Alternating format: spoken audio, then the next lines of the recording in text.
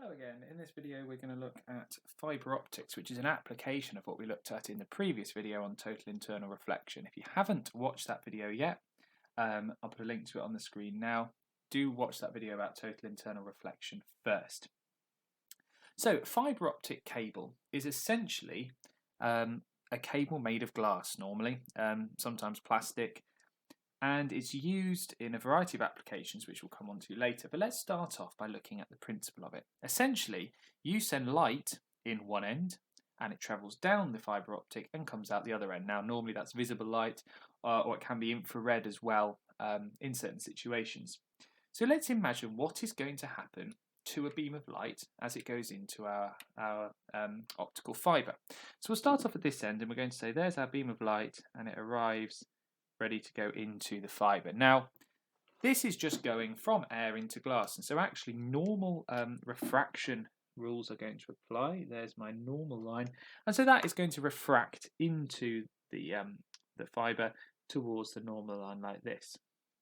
However, when it then reaches the boundary, reaches the edge of the fibre, it is designed in such a way that this is now arriving at an angle greater than the critical angle, which means what we then get, okay, here's our normal line, next normal line, we then get total internal reflection occurring, and so that is going to travel something like this down to here. Then at this next point, total internal reflection again. Oops, that's not drawn particularly well, but you get the idea. And so on till it reaches the end.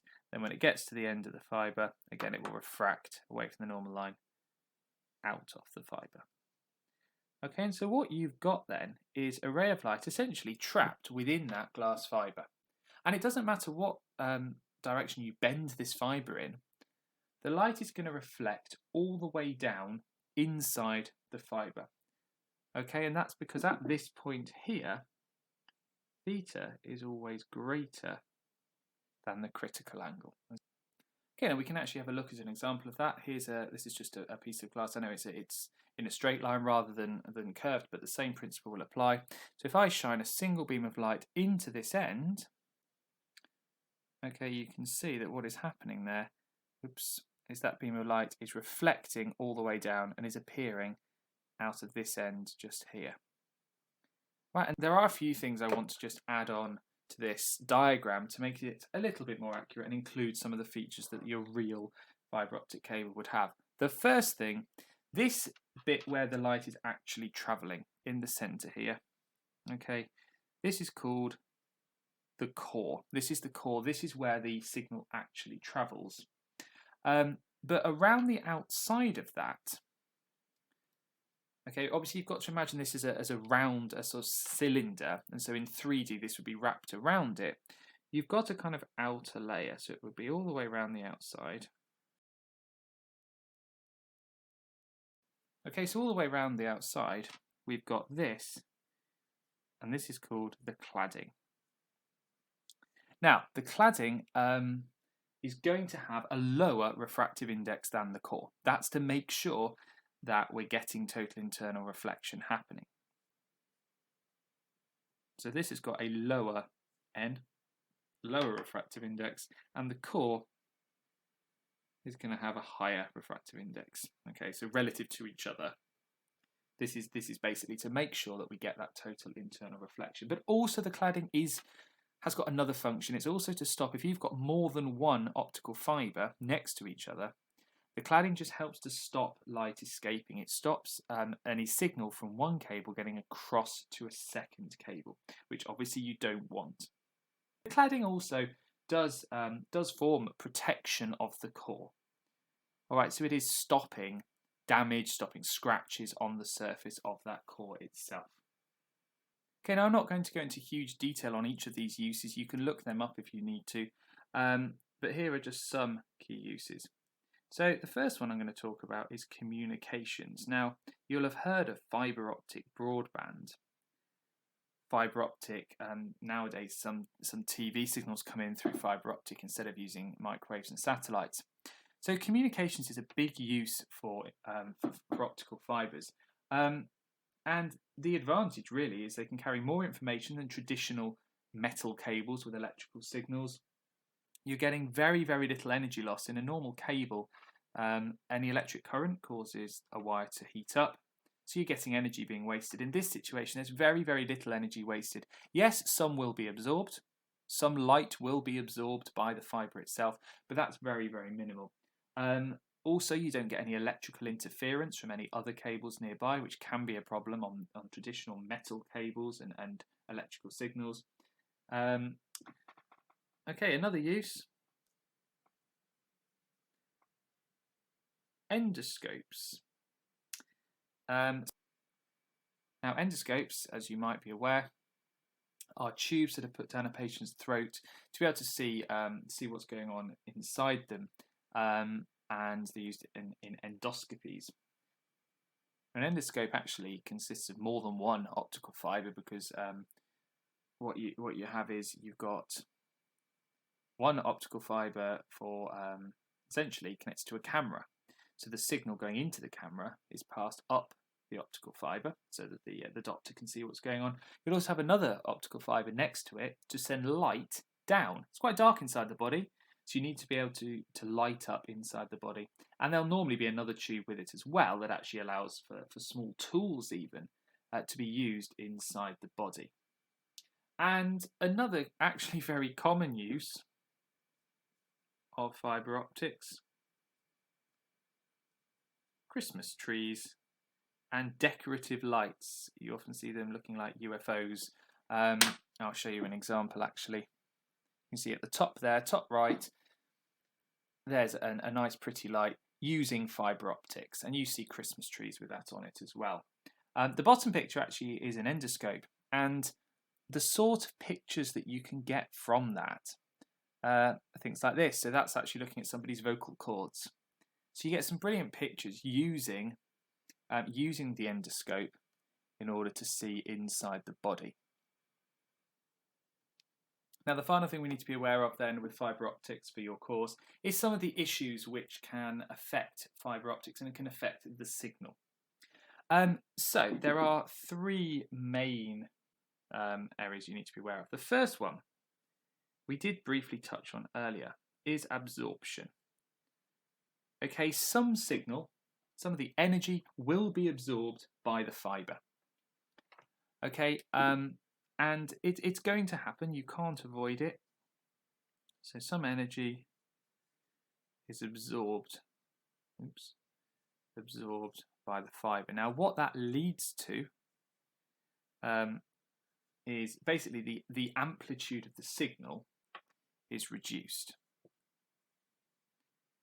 So whatever signal you put down your cable, it's going to end up with a smaller amplitude because some of the energy has been absorbed. If you almost imagine it as we were showing, now it's basically showing the amplitude against time of our signal. So our signal normally would be some kind of a pulse that looks like that, okay, lasting for a certain amount of time. If you've got this absorption going on, actually the signal you'll get out, same graph, amplitude against time, there's my original pulse. The signal I'll get out would be something more like that, because there's a lower amplitude, because some has been absorbed. Now that's very, very difficult to get rid of. You can't get rid of it. You can reduce the effects of it. You can have signal boosters in there.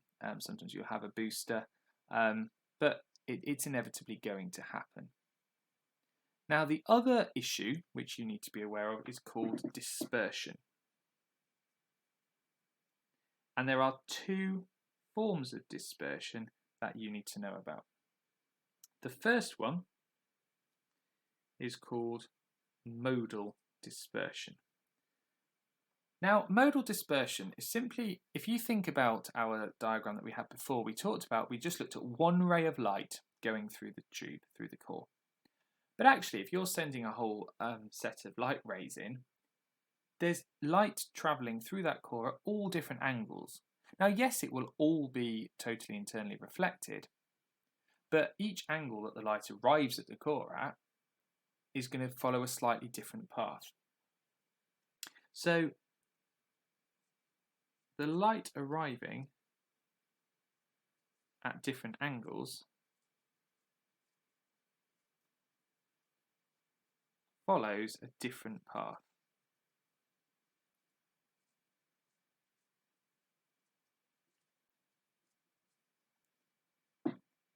And so if it's followed a different path, that means it's travelling a different distance. And that means that it takes a different length of time to travel down the fibre. So therefore, different time to travel down the fibre. And that means that if you send a nice clear signal in, you're not quite going to get a nice clear signal out. We'll look at the effect in just a second. And so we'll write down now what it leads to. It leads to something called pulse broadening. Now luckily, there is actually a, not so much a solution, but a way you can minimize this. So the way that we minimize this is by using what we call a single mode fibre. And all that means is you make that core as thin as you possibly can. Because if you make it as thin as you possibly can, then there is very, very little variation in the distance travelled by different light rays. And so what you can do is you can make sure that as much as possible, each light ray is travelling the same distance and therefore takes the same amount of time to get down your optical fibre. And so single mode fibre just really means very, very, very narrow fibre. Now there is okay, so I've just moved that up there so I can do the next bit. So there is another type of dispersion, and this is called material dispersion. Now, material dispersion occurs because the refractive index does actually depend slightly on the wavelength of the light, meaning that different wavelengths of light, or in other words, different colours, refract by different amounts. Now, you'll have seen that effect before, actually. If you imagine shining white light into a prism and it splits up into a spectrum, that's because the different colours, the different wavelengths, are refracting by different amounts. What that means in our case here is that different wavelengths of light will follow a slightly different path through the fibre. So we're going to have the same sort of effect because different wavelengths follow a different path. And again, same as above, different time to travel down the fibre. I hope you can read my writing. And so just like above, that leads to pulse broadening. Now there is a way you can minimise that. Where you can minimise this is to use monochromatic light. Now that's going to be an important word as we move into the next section. Monochromatic just meaning one colour, single wavelength basically. That means light of a single wavelength. Okay, now we've mentioned pulse broadening twice. Let's just look at what that actually means. If we go back to our sort of idea of a pulse, amplitude against time, there's the pulse that we are sending down our signal, down our fibre. Now what this is going to mean is what we actually get, if again I'll draw in the original pulse, is our pulse, as the name suggests really, our pulse gets broader. Now obviously it will also have reduced in amplitude because of the effect that we said above, but essentially what you will get is you'll get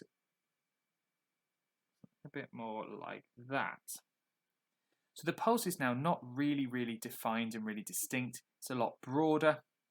And in the case of this material dispersion, you'll actually start to see at these edges, if it was white light to start with, you'll see the spectrum at each side because of the different wavelengths taking different amounts of time to travel down the fibre.